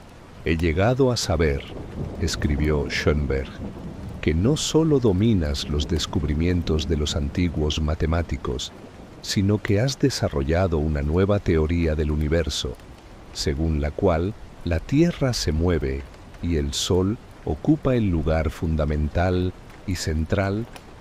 La carta continuaba con una petición formal para que Copérnico compartiera sus descubrimientos con el mundo académico. La reacción de Copérnico ante esta prestigiosa solicitud fue característica de su personalidad cautelosa. Aunque profundamente halagado por el interés del cardenal, su respuesta fue cortés, pero evasiva. Sus notas personales de la época revelan las dudas que lo atormentaban. ¿Cómo explicar lo inexplicable? ¿Cómo defender lo que contradice el testimonio de nuestros sentidos?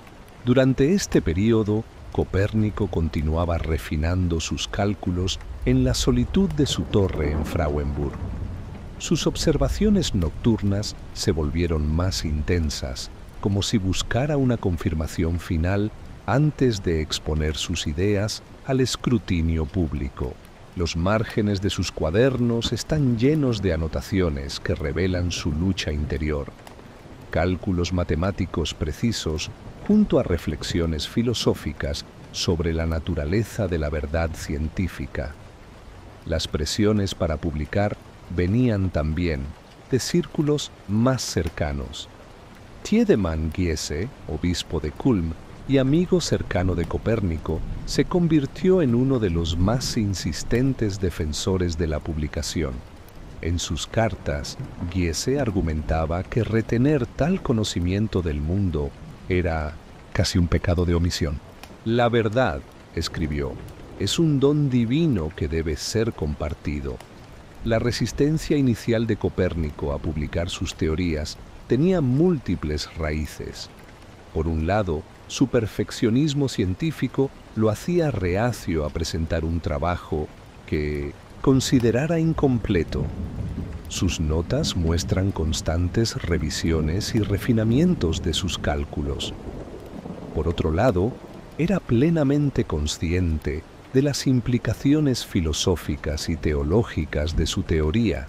«Mover la Tierra de su lugar», escribió en una carta privada, «es como reordenar todo el universo».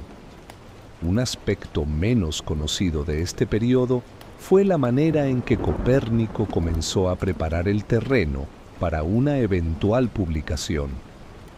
Empezó a recopilar y organizar sistemáticamente sus observaciones y cálculos, un proceso que reveló su meticulosa atención al detalle. Sus borradores muestran múltiples revisiones y un cuidadoso trabajo de edición, preparando sus ideas para un público más amplio. La tensión entre el deseo de perfección y la creciente presión para publicar se refleja vívidamente en su correspondencia. A un colega le escribió: «Prefiero la verdad exacta que el aplauso prematuro». Esta búsqueda de la exactitud, característica de toda su vida científica, se intensificó durante estos años de creciente atención pública. Hacia 1535, el reconocimiento de Copérnico había alcanzado un punto que hacía casi imposible mantener sus teorías en privado. La comunidad académica europea esperaba ansiosamente la publicación de sus ideas completas. Sin embargo, él mantendría su resistencia durante varios años más, continuando con sus observaciones y refinamientos, esperando el momento adecuado y la forma correcta de presentar al mundo su revolucionaria visión del cosmos. Este período de rumores y reconocimiento gradual marcó el comienzo de la transición de Copérnico de un oscuro canónigo provincial a una figura central en la revolución científica que estaba por venir. El joven discípulo. La primavera de 1539 trajo a Frauenburg más que el deshielo anual y el regreso de las aves migratorias. Un joven profesor de matemáticas de la Universidad de Wittenberg, Georg Joachim Rheticus, llegó a la ciudad buscando al hombre cuyas teorías habían capturado su imaginación. A sus 25 años, Rheticus había emprendido un viaje arriesgado a través de territorios hostiles con un único propósito: conocer al autor del revolucionario Commentariolus.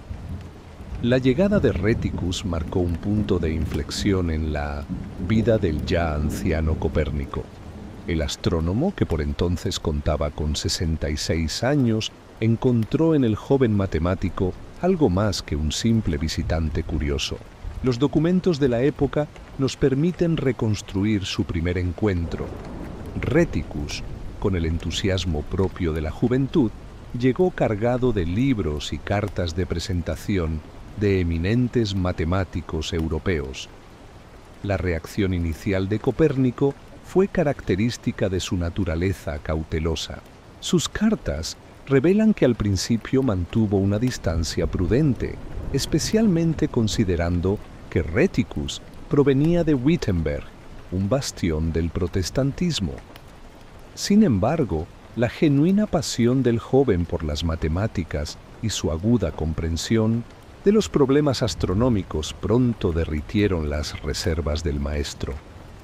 Un detalle fascinante de esta relación emergente se encuentra en las notas personales de Rheticus.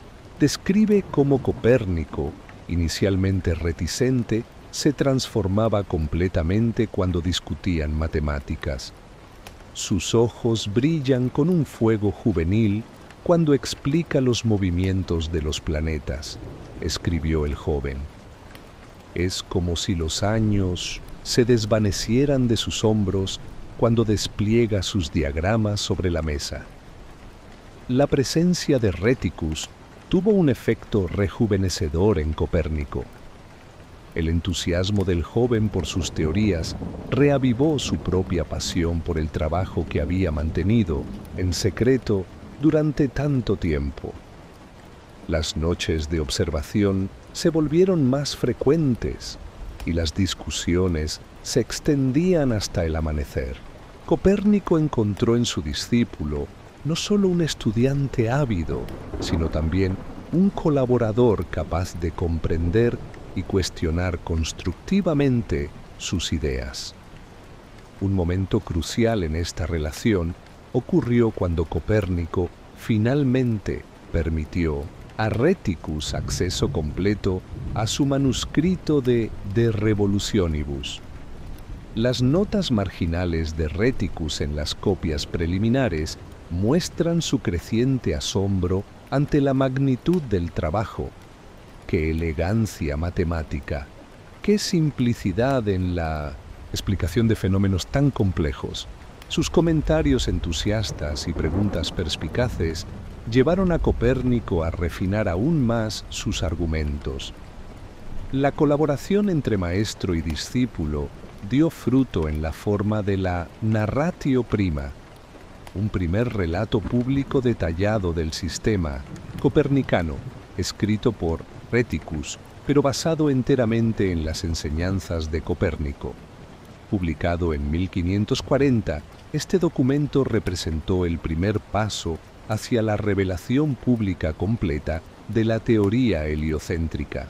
La redacción de la Narratio Prima fue un proceso fascinante, documentado en la correspondencia entre ambos. Rheticus enviaba borradores a Copérnico, quien los revisaba meticulosamente, añadiendo precisiones y matices. Un detalle revelador es que Copérnico insistió en que ciertos aspectos más controvertidos de su teoría fueran presentados como hipótesis matemáticas más que como realidades físicas, una precaución que reflejaba su aguda conciencia de las implicaciones de su trabajo. El éxito de la Narratio Prima superó todas las expectativas. Las reacciones desde diversos centros académicos fueron mayoritariamente positivas, aunque no exentas de controversia. Para Copérnico, ver sus ideas discutidas abiertamente después de tantos años de silencio fue una experiencia agridulce.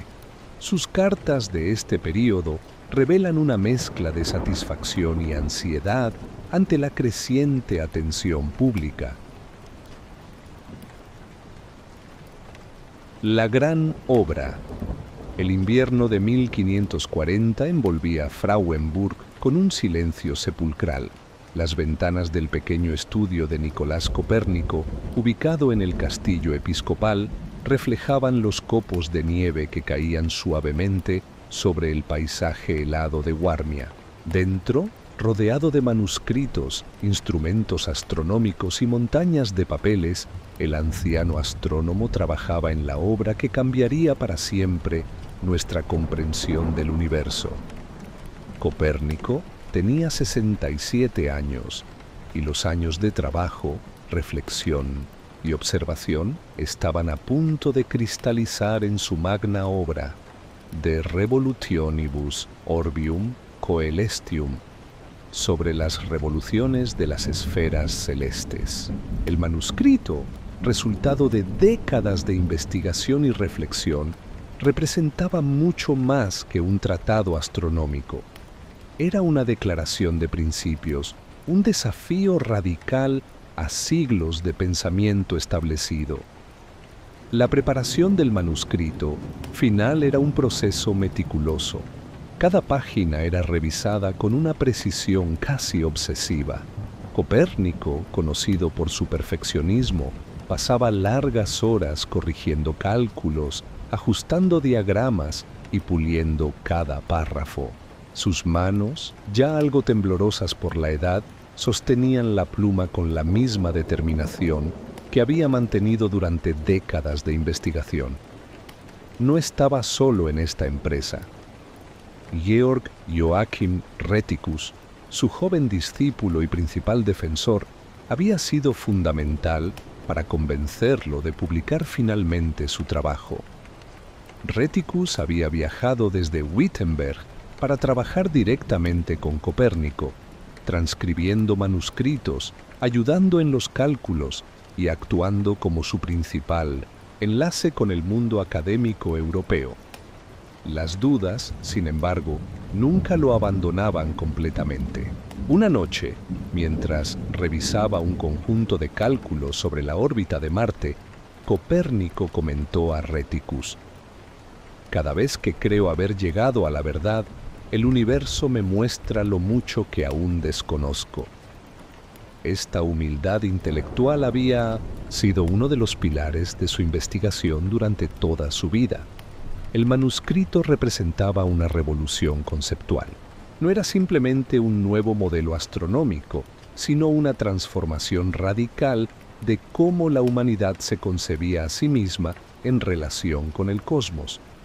Copérnico proponía que la Tierra no era el centro inmóvil del universo, sino que giraba alrededor del Sol, junto con los demás planetas. Una idea que desafiaba no solo la astronomía de su tiempo, sino también profundas concepciones religiosas y filosóficas. El apoyo de sus colegas fue crucial en estos momentos finales. Aunque muchos académicos europeos mantenían reservas sobre su teoría, un grupo de matemáticos y astrónomos lo respaldaba decididamente. Rheticus había publicado años antes la Narratio Prima, un primer informe sobre las ideas de Copérnico que había generado considerable expectación en los círculos académicos. Andreas Osiander, un teólogo luterano y matemático, jugó un papel fundamental en el proceso de publicación. Consciente de los potenciales conflictos con la interpretación religiosa dominante, Osiander redactó un prefacio anónimo al libro que presentaba el modelo heliocéntrico como una mera herramienta matemática, no como una descripción literal de la realidad. Esta estrategia pretendía suavizar cualquier posible reacción negativa de la Iglesia.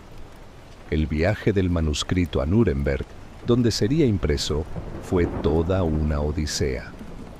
En una época donde transportar documentos significaba arriesgarse a pérdidas, robos o daños, Rheticus se encargó personalmente de llevar los manuscritos.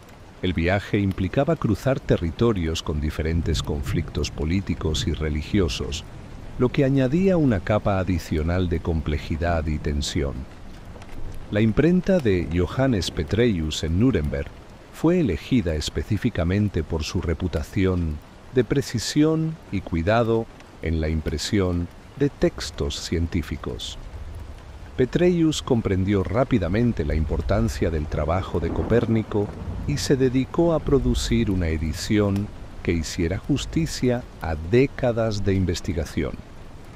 Cada página del manuscrito era un testimonio de paciencia y dedicación. Los diagramas de los movimientos planetarios, dibujados con precisión milimétrica, representaban el resultado de innumerables noches de observación. Las tablas de cálculos, organizadas con una claridad matemática impecable, mostraban el rigor intelectual de Copérnico. Las revisiones eran constantes. Copérnico no concebía su trabajo como un producto terminado, sino como un modelo en continua evolución. Cada corrección, cada nuevo cálculo, representaba un paso más hacia una comprensión más profunda del universo. Su método era el de un científico verdaderamente renacentista: observación, análisis, cuestionamiento y refinamiento continuo. Los amigos y colegas que lo rodeaban en Frauenburg jugaron un papel crucial. Algunos, como su hermana Andrea, lo ayudaban en tareas cotidianas, permitiéndole concentrarse en su trabajo intelectual. Otros, como Rheticus, actuaban como puente entre su mundo de investigación y la comunidad académica europea. Un momento particularmente emotivo llegó cuando Rheticus le mostró las primeras pruebas impresas del libro. Copérnico, con lágrimas en los ojos, comprendió que su vida de investigación estaba a punto de dejar una marca indeleble en la historia del conocimiento humano. No era la búsqueda de la fama lo que lo motivaba, sino un profundo deseo de comprender la elegancia matemática del universo. La salud de Copérnico comenzaba a deteriorarse. Los largos años de trabajo intenso habían pasado su factura. Sin embargo, su mente seguía tan aguda como siempre. Cada día trabajaba algunas horas en su manuscrito, consciente de que tal vez no vería publicado su trabajo completo. El manuscrito no era solo un libro de astronomía, era el testimonio de una vida dedicada a desentrañar los misterios del cosmos. Cada página representaba un desafío al pensamiento establecido, una invitación a ver el universo de una manera completamente nueva.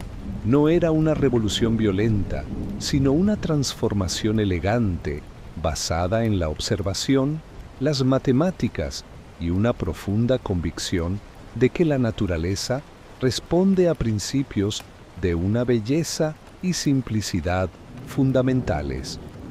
Cuando el último ejemplar del manuscrito fue preparado para su impresión, Copérnico comprendió que independientemente de la recepción que tuviera, había cumplido con su misión más importante. Había ofrecido a la humanidad una nueva ventana para mirar y comprender el universo. Los últimos días. El invierno de 1542 había dejado a Nicolás Copérnico profundamente debilitado.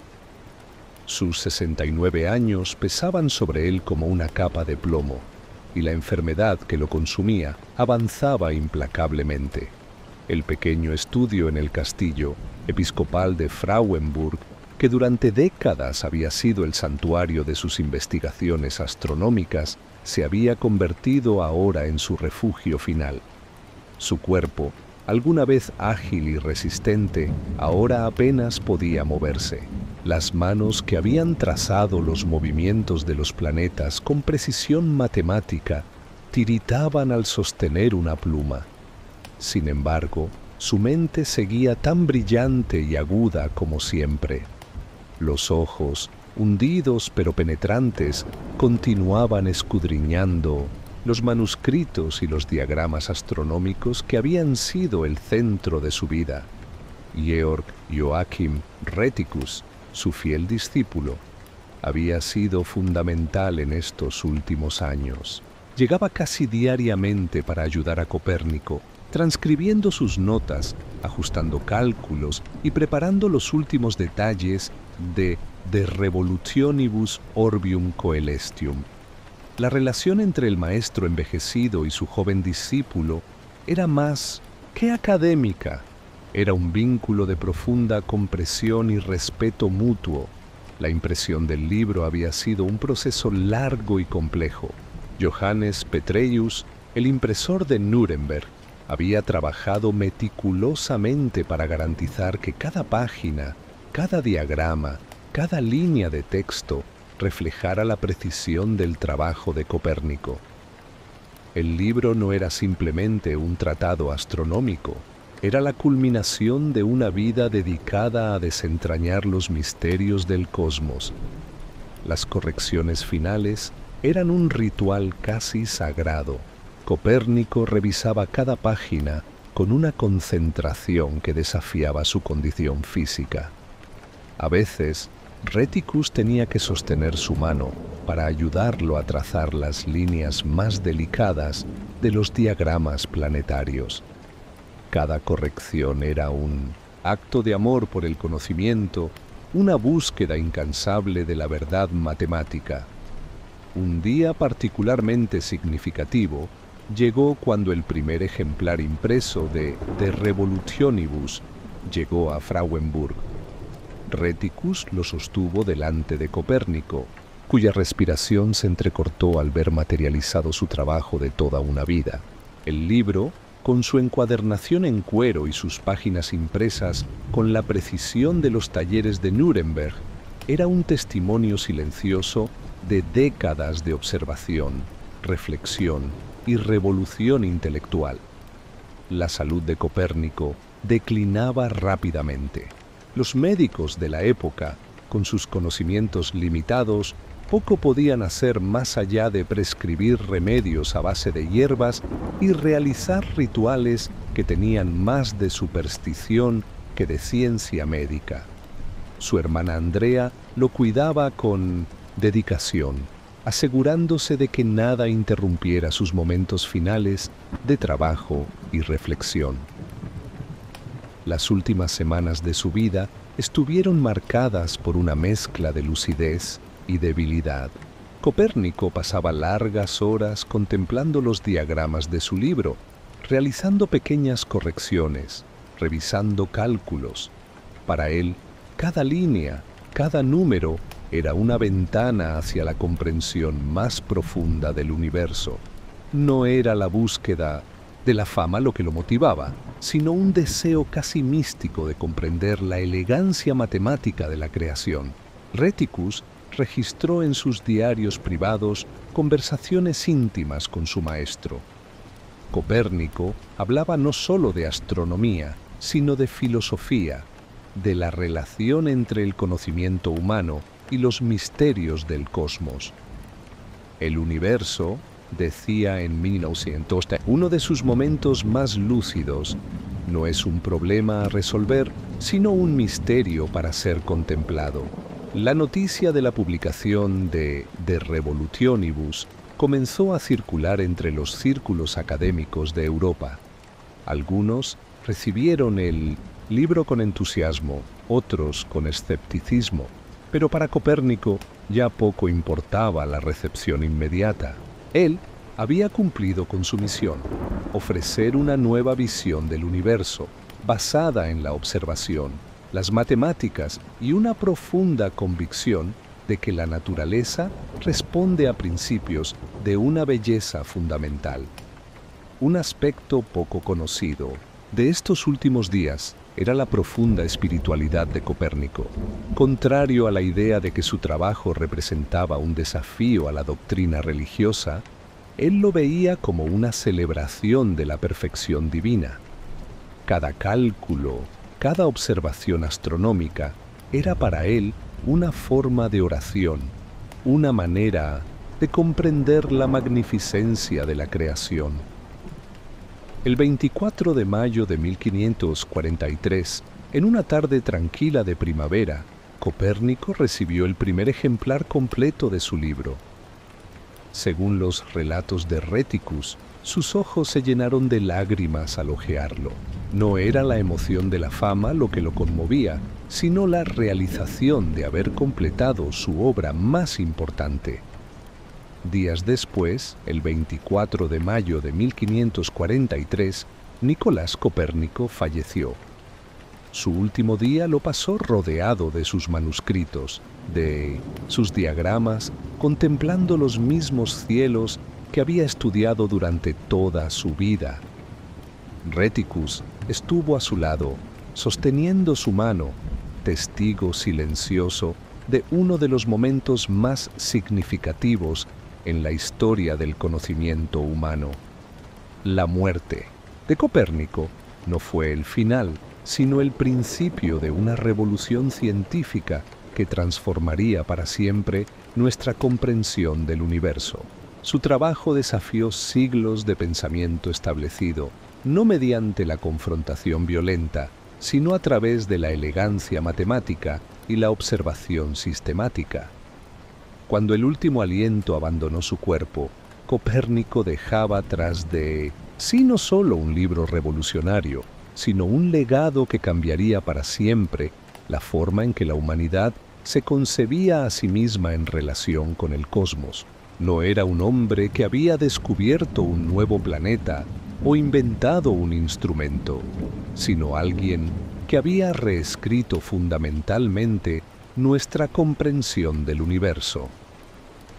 Su tumba en la Catedral de Frauenburg fue durante mucho tiempo un lugar discreto, casi olvidado.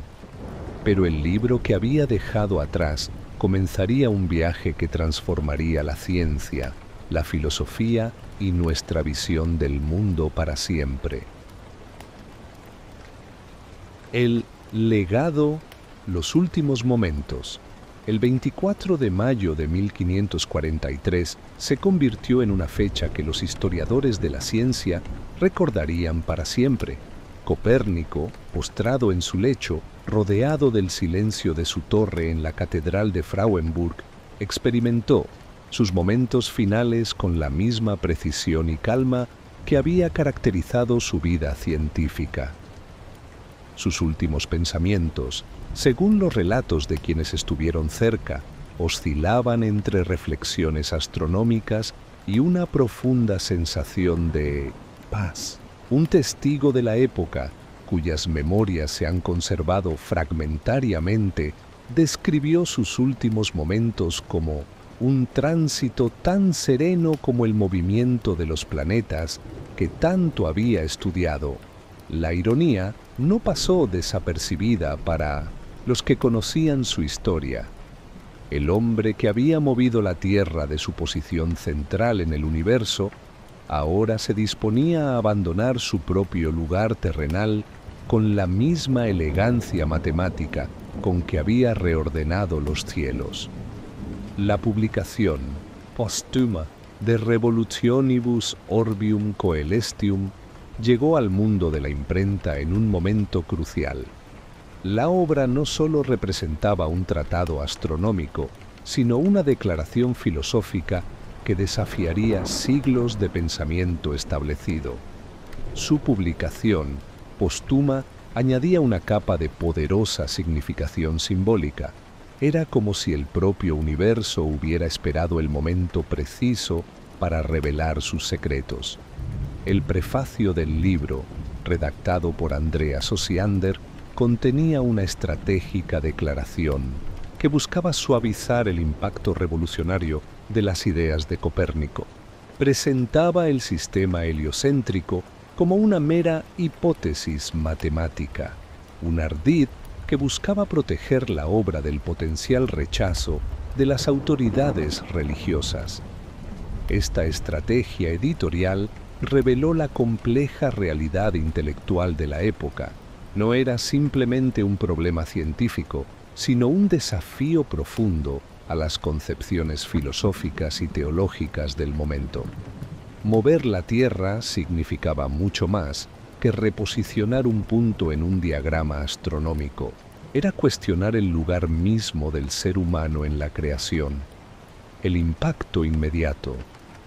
La recepción inicial de Revolutionibus fue sorprendentemente moderada. Los círculos académicos más avanzados mostraron una mezcla de curiosidad y escepticismo. Algunos matemáticos celebraron la elegancia de los cálculos, mientras que los filósofos naturales debatían intensamente sobre las implicaciones filosóficas. Las universidades europeas se dividieron. En Wittenberg, algunos profesores comenzaron a incorporar las ideas copernicanas en sus enseñanzas. En París, por el contrario, las facultades de filosofía natural recibieron la obra con un rechazo casi unánime. La Iglesia, inicialmente, no mostró la violenta reacción que algunos temían. Lo más fascinante fue cómo la obra de Copérnico comenzó a circular en círculos restringidos. No fue un fenómeno de masas, sino un contagio intelectual que se propagó entre matemáticos, astrónomos y filósofos más progresistas. Cada copia era leída, comentada, discutida en pequeños grupos que veían en aquel texto algo más que un tratado astronómico. La revolución científica desencadenada. El legado de Copérnico trascendió con mucho su propia obra. Había proporcionado el primer modelo matemáticamente coherente que desafiaba el sistema tolemaico. No era solo una nueva teoría, sino un nuevo método de aproximación al conocimiento científico. Sus ideas sembraron las semillas de lo que más tarde se conocería como la revolución científica. Figuras como Galileo Galilei, Johannes Kepler y Isaac Newton recogerían el estímulo inicial de Copérnico, desarrollando y perfeccionando su modelo heliocéntrico. Cada uno de ellos reconocería explícitamente su deuda intelectual con el canónigo polaco. La revolución copernicana no fue solo astronómica, representó un cambio fundamental en la manera de entender la relación entre el ser humano y el universo. Al mover la Tierra del centro, Copérnico había movido también el centro de la comprensión humana. Ya no éramos el punto focal de la creación, sino una pequeña parte de un sistema mucho más vasto y complejo. Los historiadores de la ciencia a menudo señalan que el verdadero genio de Copérnico no fue simplemente proponer un modelo heliocéntrico, sino introducir un nuevo método de razonamiento. Su obra demostraba que era posible cuestionar verdades aparentemente inmutables mediante la observación sistemática, el rigor matemático y el coraje intelectual. Epílogo personal. En las horas finales de su vida, Copérnico probablemente no era consciente de la magnitud de su legado. Para él, su trabajo había sido un acto de búsqueda de la verdad, no un intento de revolución. Sus motivaciones habían sido siempre la precisión matemática y la elegancia conceptual. La tradición nos cuenta que sus últimas palabras fueron una reflexión sobre la armonía del universo. No una declaración grandilocuente, sino una observación serena sobre cómo los principios matemáticos podían revelar la belleza oculta de la realidad. Nicolás Copérnico murió como había vivido, en silencio, con precisión y con una mirada puesta más allá de lo inmediato. Su obra sería el verdadero heraldo de los cambios que estaban por venir, una luz que iluminaría el camino de las generaciones de científicos que lo sucederían. En los siglos posteriores, su nombre se convertiría en sinónimo de revolución científica, de coraje intelectual y de la capacidad humana para reinterpretar constantemente su lugar en el cosmos. Había hecho algo más que mover la Tierra. Había movido la manera misma en que la humanidad se comprendía a sí misma.